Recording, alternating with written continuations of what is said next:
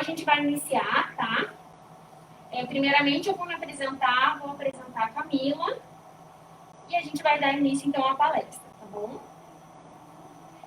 A gente está com uma máscara personalizada para que a Camila consiga fazer a leitura labial quando necessário, tá bom? Então, eu sou a Jéssica, eu faço parte do ICI, estou aqui no grupo faz 1 ano e 3 meses, faço parte ali do RH, sou formada em Psicologia pela Universidade do Tuiuti do Paraná e agora estou fazendo uma pós em Psicologia Organizacional do Trabalho pela Uninter. Então, a Camila trabalha aqui na parte da digitalização, está no ICI há mais ou menos 4 anos, tá? E ela veio fazer um papel muito importante. Agradeço que ela tenha aceitado o convite, porque a ideia, né, é que as pessoas se sintam incluídas e também possam estar participando dessa conversa, né? Então, eu sou branca, tenho o cabelo castanho claro, longo, estou vestindo uma camiseta branca e junto na camiseta está escrito "Juntos somos mais fortes", #saúde mental. A Camila está vestindo a mesma camiseta, a gente está numa sala de reunião com o fundo branco, tá? Então, hoje, o tema é saúde mental, cuidando das nossas emoções, tá? Primeiramente, então, eu vou iniciar falando bem básico sobre as emoções. E daí, então, eu vou entrar um pouco na parte ali da terapia cognitivo-comportamental, que explica toda essa parte de como a gente sente a emoção e a gente reage a ela, tá? Então, as emoções, elas influenciam o nosso comportamento, o nosso pensamento, a nossa saúde mental como um todo, né? Quando se trata da parte fisiológica, quando a gente sente uma emoção, a gente percebe algumas alterações na respiração, nos batimentos cardíacos, na mudança do nível hormonal, tá? Quando a gente fala do aspecto cognitivo, então a gente percebe que a gente pode ter essa percepção consciente ou inconsciente da emoção, tá? E no comportamento, a gente percebe mudanças ali no gesto facial, nos movimentos corporais, né? Quando a gente fala das emoções, a gente tem as primárias, as básicas, né? Que são a alegria, tristeza, a surpresa, o nojo, o medo e a raiva. Quando a gente fala de emoções secundárias, a gente está falando de emoções que derivam dessas 6 primeiras, tá? E aí, então, elas podem ser divididas em emoções positivas como negativas. As emoções positivas são aquelas que nos trazem um bem-estar, tá? Então, é a alegria, a satisfação, a gratidão, né? Então, essas favorecem. A gente sempre quer ter só as emoções positivas, né? Quando a gente fala das emoções negativas, a gente está pensando ali, então, em emoções tóxicas, a gente pode chamar também, que são aquelas emoções que a gente não quer sentir, né? Como a tristeza, a raiva, o medo, né?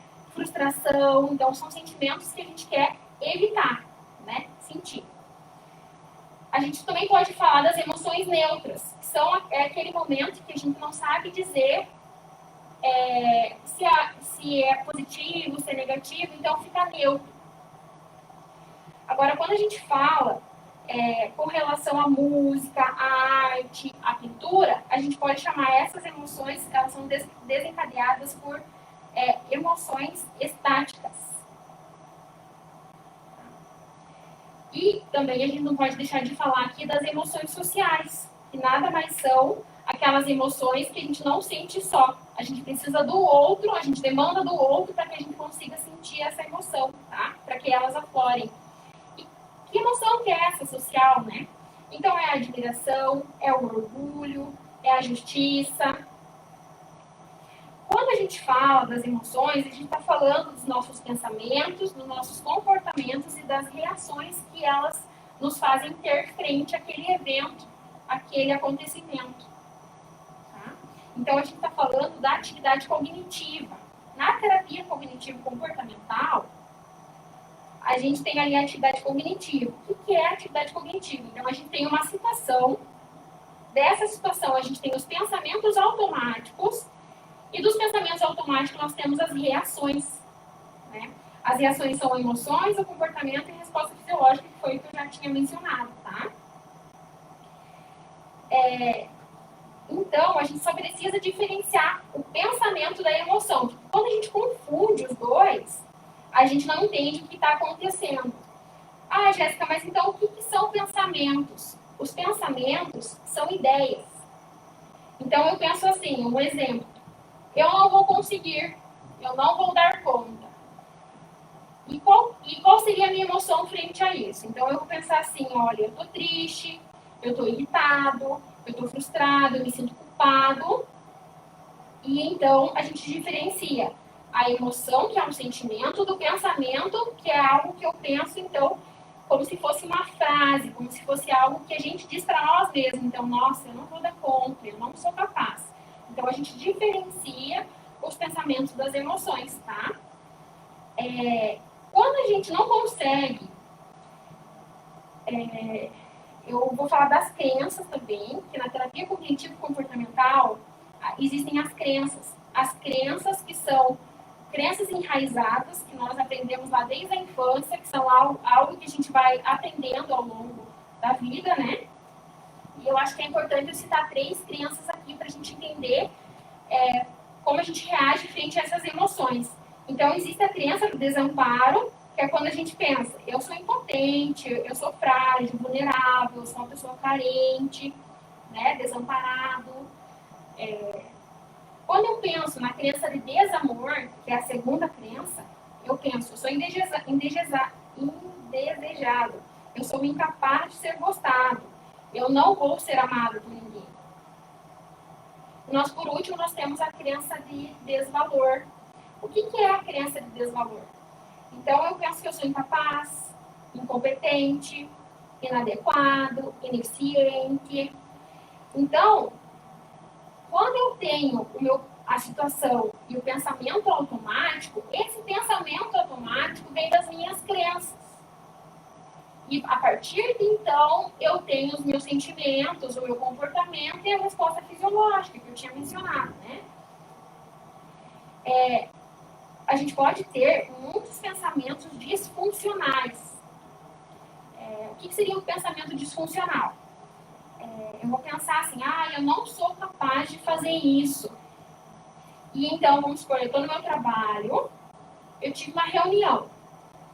E eu tive uma crítica negativa nessa reunião porque eu não consegui fazer a entrega que era desejada. E então, no primeiro momento, vem os meus pensamentos automáticos e eu penso, nossa, eu vou ser mandada embora. Eu não vou conseguir resolver esse problema. Esses pensamentos automáticos vêm das minhas crenças, que é o que eu aprendi desde lá de trás, né? Desde a minha infância, todo o meu desenvolvimento. Então, esse pensamento disfuncional, ele é exagerado, ele é um pensamento inadequado que nos trazem alguns prejuízos frente ao outro, né? Então, eu vou catastrofizar esse acontecimento. Na terapia cognitivo-comportamental, a gente tem 14 disfunções cognitivas. E a catastrofização é uma delas. Tá? Então, o que é isso? O catastrofizar. É eu pensar sempre o pior nessa situação.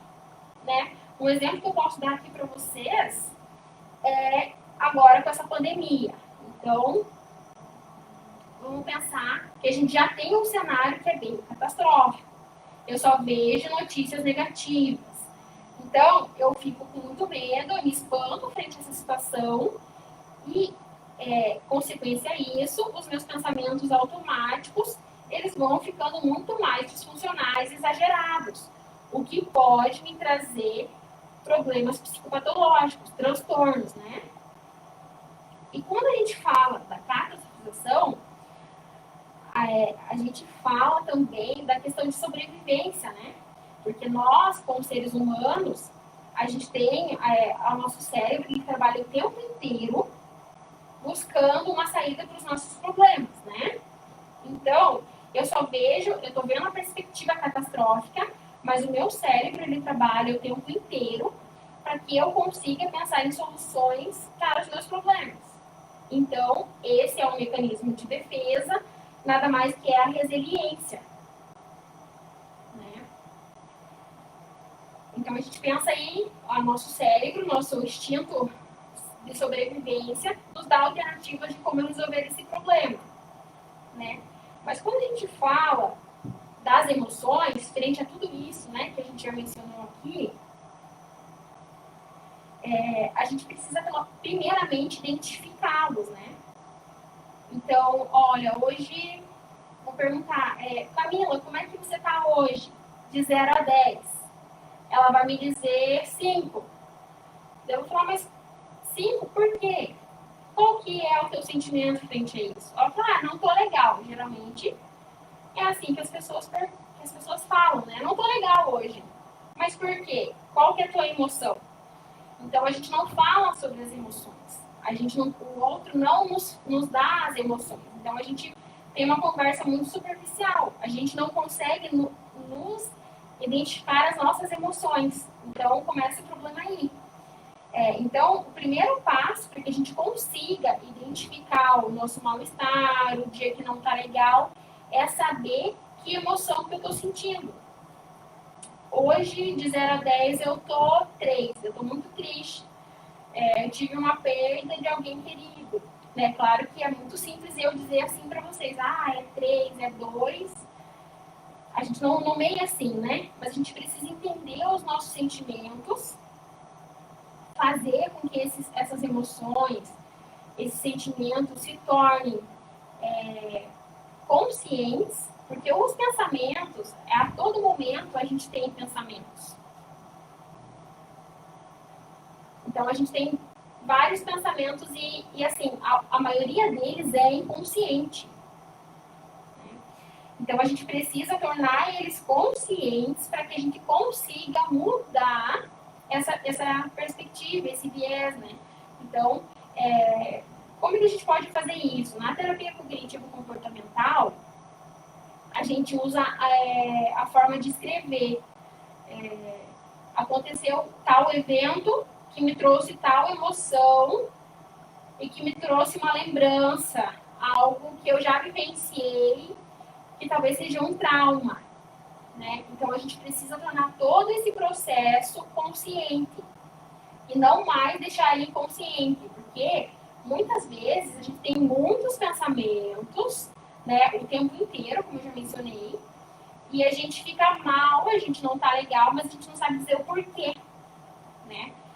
Então, um dos métodos da terapia cognitivo-comportamental é deixar esses pensamentos, essas emoções conscientes, né?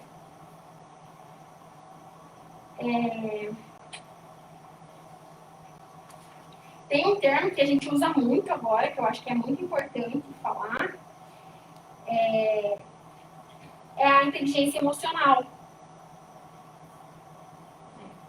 O que é a inteligência emocional? A gente tem as competências pessoais e as competências sociais. Tá? As competências pessoais são o autoconhecimento e a autogestão. As competências sociais são a empatia e a gestão de relacionamento. O que é o autoconhecimento, Jéssica? Então, é aqui que nós, psicólogos, sempre orientamos as pessoas a buscar a terapia. Jéssica, mas a terapia não é para louco? Não é para pessoas que têm só transtornos mentais? A gente escuta muito isso, né? Não. A terapia é para todos nós, né? A gente precisa falar sobre nós, sobre os nossos sentimentos, sobre os nossos pensamentos, né? Por quê? Para a gente se conhecer, né? Como é que eu vou ter uma relação boa com o outro se eu não me conheço? Então, a terapia, ela é boa para isso, para que a gente possa se conhecer, né? Então, a gente buscar entender quais são os nossos gatilhos emocionais, a gente validar os nossos próprios sentimentos, porque, eu tô triste, mas eu dou conta de tudo, eu sempre faço tudo, eu dou conta das minhas metas, mas eu tô triste, então eu não olho para mim mesmo. E isso tem um retorno muito negativo, né? Daí, então, surgem os problemas psicopatológicos, os transtornos, né? Quando a gente fala da outra competência pessoal, a autogestão,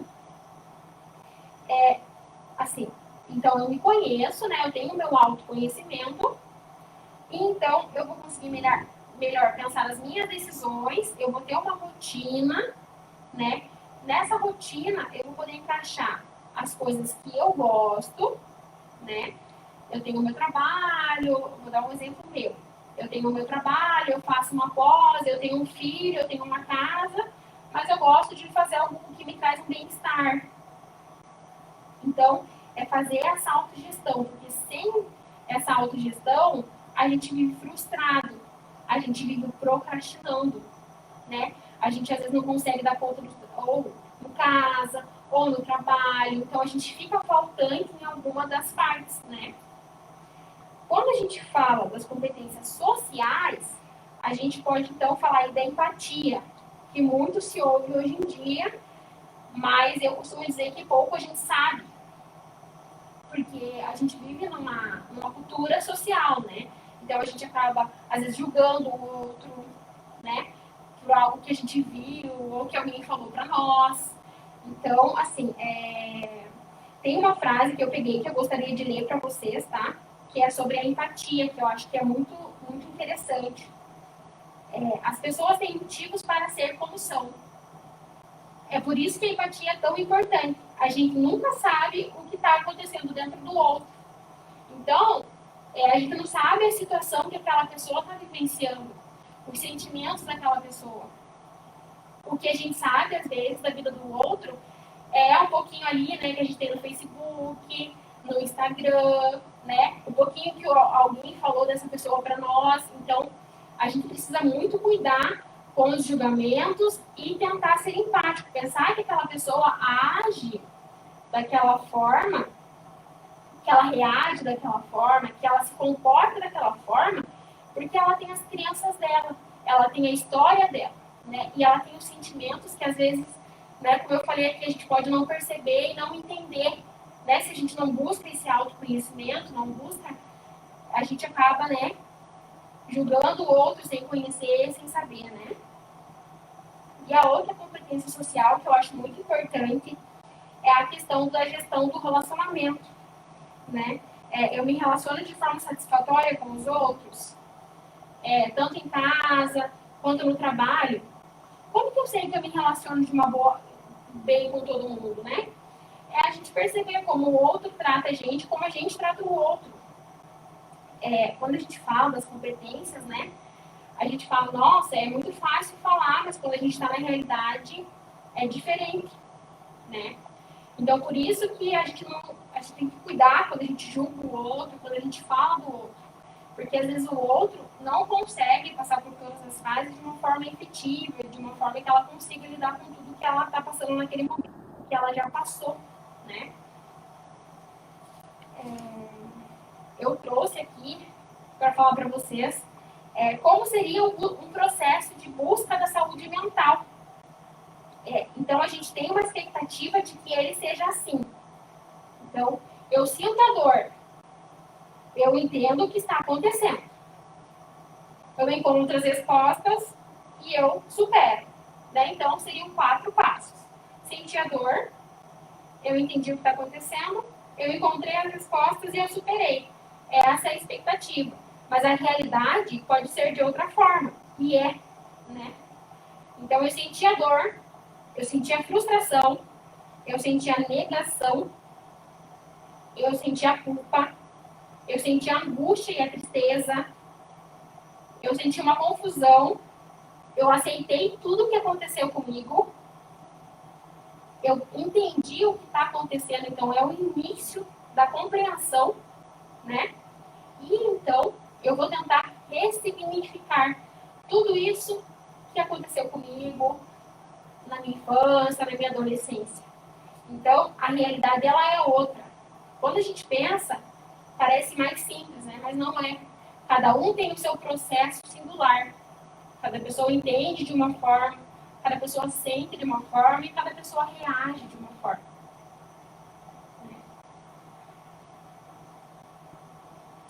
Hoje aqui no ICI a gente teve uma palestra do Setembro Amarelo, que foi ministrada por uma colega da graduação, a Graziela, e ela estava falando do Setembro Amarelo, né?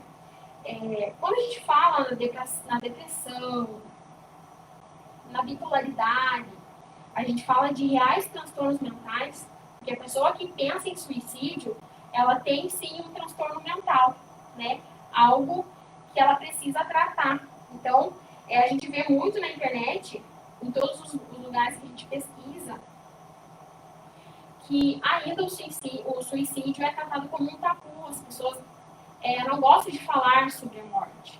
As pessoas não entendem por que a outra quer se matar, né? O que a gente pode falar, né, da pessoa que tenta o suicídio, que não é sobre ser ela, é sobre o que ela sente, né? O que às vezes na frente das pessoas a gente não vê, né? É algo que parece invisível.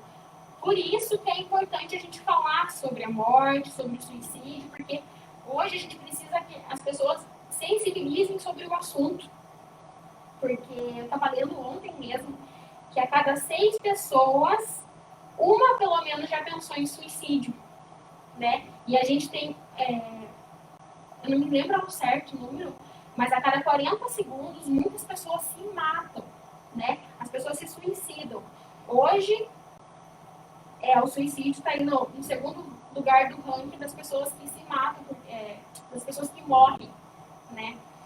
Então a gente precisa entender que às vezes a realidade do outro não é o que a gente vê, não é o que a gente julga ser, né? Então por isso que é muito importante a gente falar da empatia e ser empático, tentar entender o outro, porque o outro age assim em frente a tal situação, né?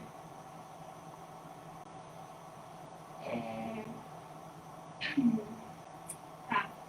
Eu também queria falar aqui para vocês sobre o Centro de Valorização da Vida, o CVV. Eu não sei se todos vocês já escutaram, mas eu acho que é muito importante falar sobre. O telefone deles é 188, é um telefone curto, né?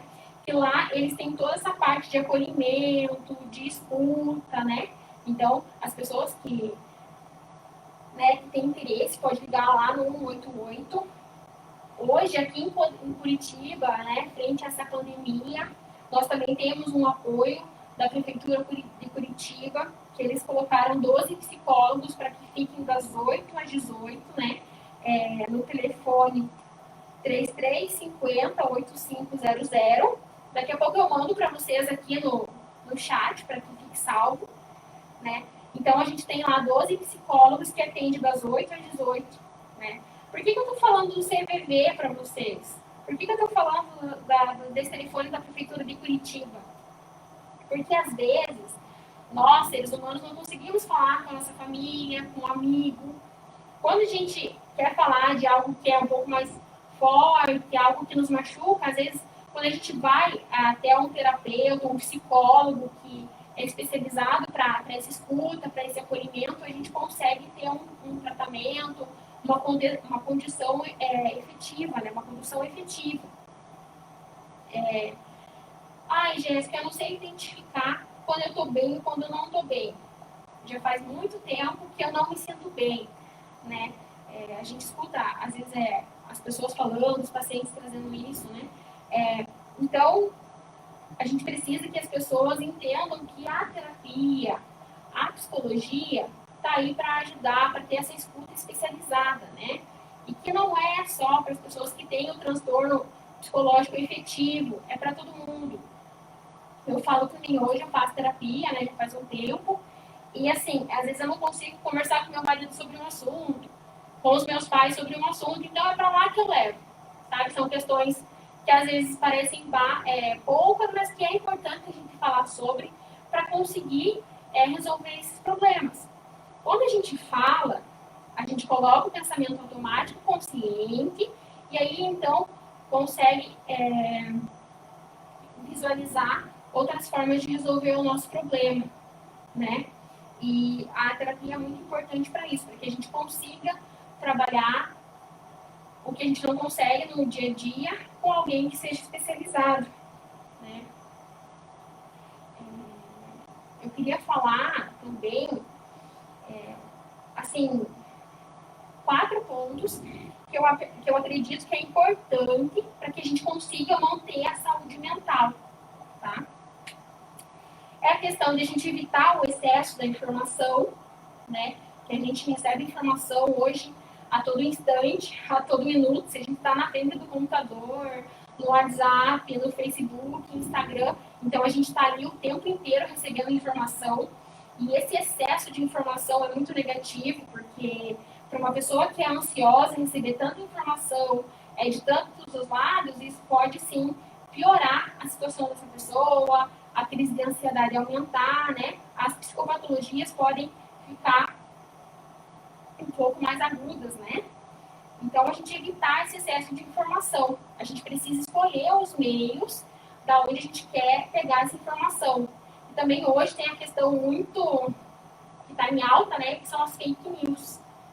A gente recebe fake news a todo instante, não mais no WhatsApp, em grupos, né? Geralmente as pessoas mandam muita informação ali que às vezes não é verdadeira, né? Então a gente precisa ter esse cuidado, não passar, não disseminar esse fake news, porque isso é muito importante para que a gente consiga manter a saúde mental bem, né? Eu já comentei, mas eu vou ressaltar também que eu acho muito importante a gente manter uma rotina, né? Hoje a gente está aí enfrentando um novo contexto de vida, todo mundo, eu acredito que a grande parte das pessoas mudou a rotina com a pandemia, né? A gente tem pessoas que estão no home office, a gente tem pessoas que precisam sair, que estão na linha de frente, as pessoas que estão no home office, metade em casa, que tem ali na semana tem uma escala, né? Não fica 100% home. Então é importante para que as pessoas que estão home, que estão na linha de frente, que saem de casa, ter essa rotina, né? A gente precisa disso para sobreviver, porque é acordar no horário, trocar de roupa, refeição, fazer ali essa tarefa. Preciso sair para trabalhar, preciso assistir minhas aulas na pós. Então, manter uma rotina de afazeres, de compromissos, para que o dia seja produtivo, né? Para que os bons sentimentos possam vir a florar. Porque quando a gente tem uma rotina, a gente cumpre essa rotina, no final do dia a gente sente uma satisfação, né? Olha, eu consegui fazer o que eu tinha para fazer. Olha, hoje eu consegui fazer o que eu tinha para fazer e mais alguma coisa. Hoje eu consegui fazer o que eu tinha e ainda fiz um hobby que é o que eu gosto de fazer. Por exemplo, eu gosto muito de mexer com flores. Então, o dia que eu consigo mexer com as minhas plantas, com as minhas flores, é um dia que eu fico um pouco mais calma, porque eu fiz algo que eu gosto, né? As pessoas que gostam de exercício físico, né? Então, cada um tem o seu hobby, os seus gostos, e quando a gente consegue fazer tudo isso, eu acho que influencia bastante positivamente as nossas emoções, né? Como eu falei ali do excesso de informações, eu também acho que é importante eu falar sobre a tecnologia, né?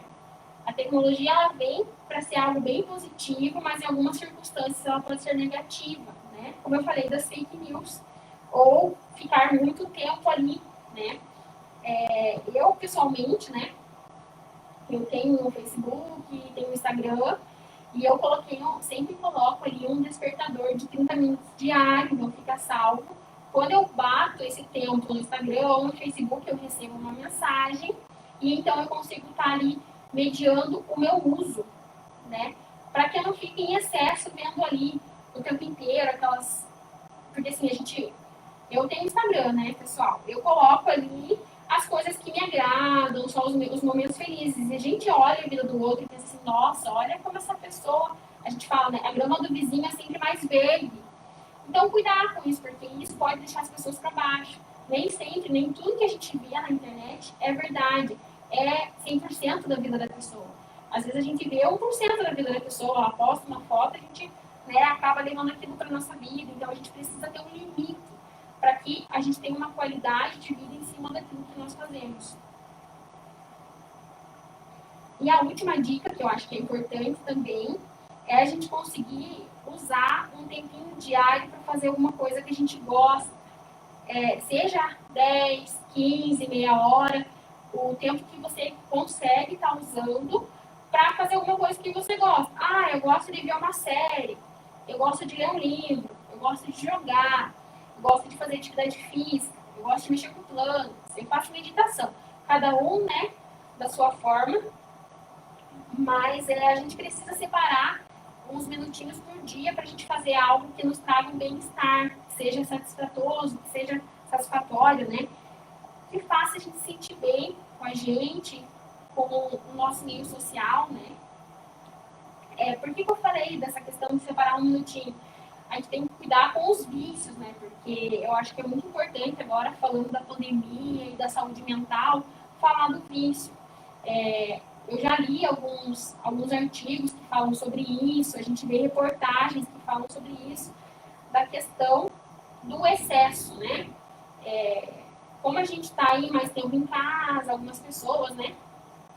A gente acaba fazendo muito daquilo que a gente gosta, e isso pode ser prejudicial para a saúde física e psicológica também, né? Principalmente psicológica, porque a gente não consegue ali, dentro da nossa rotina, estabelecer um limite.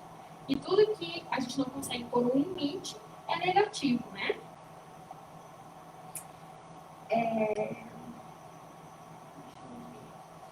Eu trouxe mais algumas coisas para falar.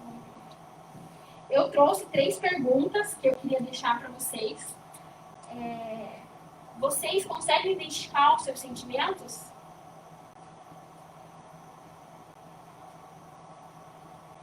O que você faz para controlar as suas emoções? E você conhece os seus pontos positivos e negativos?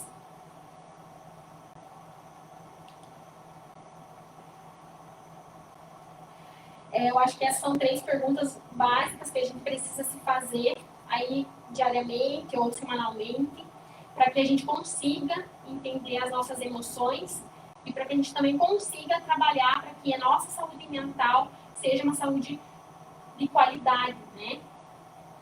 Se eu não consigo identificar os meus sentimentos, se eu não consigo controlar as minhas emoções, e se eu não sei meu ponto positivo e meu ponto negativo, eu vou ser uma pessoa, infelizmente, negativa, com sentimentos negativos, e os meus comportamentos vão ser equivalentes a essas emoções e esses comportamentos negativos. Então, vai ser uma vida frustrada, que acaba indo para a procrastinação. Então, a gente precisa visualizar, identificar, primeiramente, a gente identifica, a gente acha formas de resolver esses problemas, visualizando, então, e tentando ter um comportamento diferente. Ah, Jéssica, mas quando você fala parece tão fácil. Gente, não é fácil. Quando a gente fala das nossas emoções, dos nossos comportamentos, das nossas relações, a gente tem que viver a gente vive numa constante busca por melhoria. Ah, e se eu fizer 2 semanas de terapia, 1 mês de terapia, eu vou resolver os meus problemas? Não. Não, porque a gente é muito complexo. O ser humano é muito complexo, né? A nossa estrutura da psique, nossa estrutura cerebral é muito difícil entender, né? Nós somos seres humanos e a gente tem, assim, cada um na sua história, a gente tem muita coisa para melhorar, para resolver, né? Para entender consigo mesmo, para que a gente possa melhorar as nossas relações com o outro, né? Não tem como a gente falar de sentimento, de emoção, de saúde mental, sem pensar no outro, né? Porque nós somos seres humanos e vivemos em constante interação. A gente vive numa sociedade, né? Então, a saúde mental é muito importante que a gente cuide dela, das nossas relações, para que a gente consiga manter, então, essa relação de qualidade, né? Uma relação positiva. Bom, não sei se alguém fez alguma pergunta aqui, se alguém quer fazer alguma pergunta.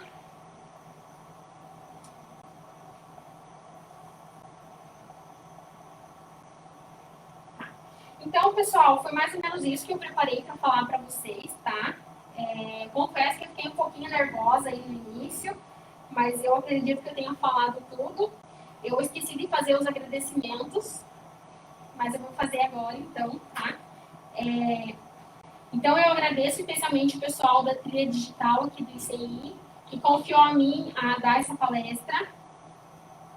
Agradeço muito a Camila por ter aceitado o convite para estar aqui comigo, para que a gente pudesse fazer uma maior inclusão, né, para que o pessoal pudesse assistir. Eu acho que foi muito legal. Gostaria de agradecer a minha supervisora Carla, que também confiou a mim, a minha gerente, Kátia. Agradeço especialmente a vocês que estão aí, deram um pouquinho do seu tempo para mim, para me escutar. Agradeço de coração a todo mundo que ficou aí com a gente o tempo inteiro, tá? E vou deixar as minhas últimas dicas. A gente está vivendo uma situação bem difícil, né? Quando a gente percebe que tem alguém que é um pouco mais sensível perto da gente, que tem uma pessoa que está com problema, o que a gente pode fazer? Eu acho que são pequenas coisas diárias que a gente pode fazer. Perguntar como é que a pessoa está, como é que está sendo a rotina dela. Eu acho que hoje, aqui na nossa sociedade, existe uma falha de comunicação muito grande, né? Às vezes a gente interpreta que a pessoa está bem, a gente não pergunta para a pessoa como ela está e está tudo certo, né? Eu acho que a gente precisa melhorar a nossa comunicação.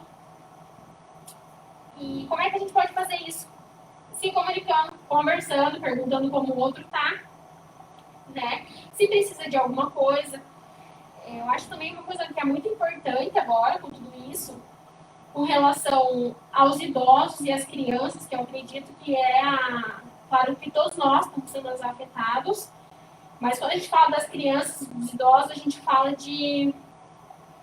da questão de dar atenção, porque os idosos hoje eles precisam ficar isolados, eles precisam manter o distanciamento, porque eles são do grupo de risco. Já com relação às crianças, a gente precisa incentivar a comunicação. Eu tenho um filho, e lá em casa a gente fala muito, ele fala, na verdade, mãe, hoje eu tô triste, eu não tô legal. Então, incentivar a conversa com os filhos, tentar manter a comunicação com os idosos, com os avós, com os tios que são mais velhos. Então, a gente precisa ter esse olhar humano frente a essa população que acaba sendo um pouco mais prejudicada. Porque nós, adultos, às vezes a gente consegue lidar melhor com as situações. Quando se trata das crianças e dos idosos, a gente precisa, sim, ter um olhar mais humano, de acolher, de escutar, né? Se a gente, como ser humano, consegue fazer isso, então a gente precisa fazer, né? Para que a gente consiga aí estar olhando de uma forma mais acolhedora para o próximo, né? Então, é isso, pessoal. Eu acho que eu falei tudo que eu tinha para falar. Fiquei um pouco nervosa, mas é isso. Então, eu agradeço de coração a todos vocês por terem participado. Queria deixar também um agradecimento muito especial aí para a Noelisa, que sempre me apoiou, me incentivou aí a participar aqui da palestra, confiou a mim o tema. Espero que vocês tenham gostado, que eu tenha falado algo que para vocês sirva. E eu também estou disponível, tenho o meu Facebook, é Jéssica Mantovani, tenho o Instagram profissional, é Jéssica Mantovani, é psicóloga Jéssica Mantovani. Então, se vocês precisarem conversar, me chamem lá, tá? Estou aqui no ICI, trabalho aqui. Se vocês precisarem de apoio, de dicas, me procurem que a gente vai conversando. Também quero agradecer ao pessoal da DFP pela oportunidade, o Clodoaldo, eu fiquei bem feliz com o convite e pela paciência de ter me explicado todos os passos para eu estar aqui hoje. Agradeço de coração. E é isso, pessoal. Então, contem comigo, o pessoal da DFP, o pessoal aqui do ICI sabe que pode contar comigo. E se vocês precisarem, me procurem no Face, me procurem no Instagram, que a gente pode estar conversando, tá bom? Então, tá bom, gente. Obrigada pela participação de todos, tá bom? Tchau, tchau e até mais.